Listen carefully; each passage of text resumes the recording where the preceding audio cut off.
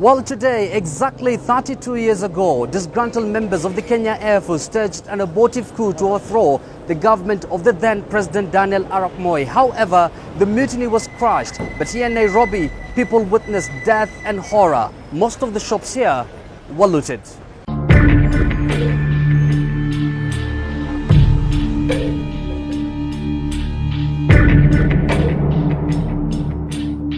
Midnight Sunday, 1st August 1982, and Kenya was on the brink of collapsing. This after a group of junior officers from the Kenya Air Force staged a mutiny and even attempted to bomb State House. And as the mayhem continued, some of the rebel soldiers took over the state-run Kenya Broadcasting Corporation, then known as the Voice of Kenya, where they stormed into the radio studios and forced veteran broadcaster Leonard Mambo Mbotela to announce that the government had been overthrown. 32 years later, after the coup, Mambo vividly recalls events of that fateful day when he almost lost his life.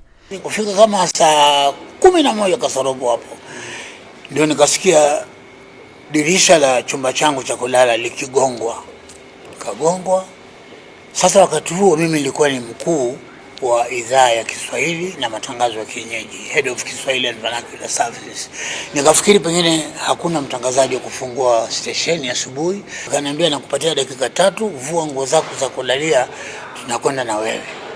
At gunpoint, the soldiers led by Hezekiah Ochuka, senior private in the Air Force, forced Mbotela to say these words which he still vividly remembers to death. Wananchi, mimi ni Leonard Mambo Mbotela, tuko hapa studio na afisa Hezekiah Ochuka, na wafahamisha kwamba serikali ya Moi imepinduliwa, watu wote ni mkae nyumbani, polisi wote ni raia, maabusu wafunguliwe na mkae nyumbani.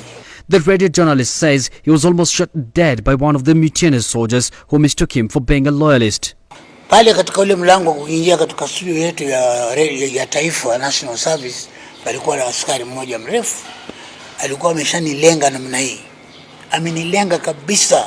Hasa mimi nikasema mimi ni Leonard, akafanya bunduki namna hii. Akasema kuja hapa, nikaenda. Wewe ni nani? Nikamweleza. Wapi idea yako ya kazi? Nikatoa nikamonyesha, akaona kweli. Akaniambia wewe, mimi ningeua mtu ambaye nilitamani kumuona kwa muda mrefu sana.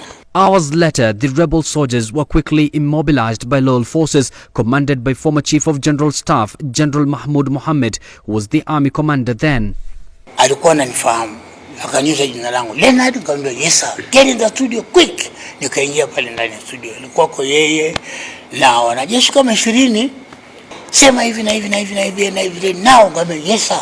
Mungu alinisaidia ngaweza kutangaza. Wananchi ni mimi tena. Leonard Mambo Mbotela, yule aliwaambia kwamba serikali imepinduliwa, ni yule tena nimerudi kuambia kwamba mambo yote ni shwari. And we didn't know exactly what was going to happen next. Photojournalist Hudson Wainaina found himself right in the middle of the coup as he clicked away on his camera to capture the events of that fateful day. This is also City Mortuary. Some of these people, whose relatives went missing, were asked to come with photographs of the same.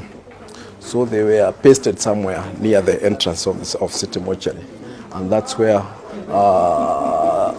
people used to come, see exactly who is missing, who is not missing, and they could go in with the pictures to try and match the pictures with the faces they could see on at the City Mortuary. The coup lasted for 6 hours before it was quelled by loyal forces who managed to reinstall the then President Daniel Arap Moi back into power.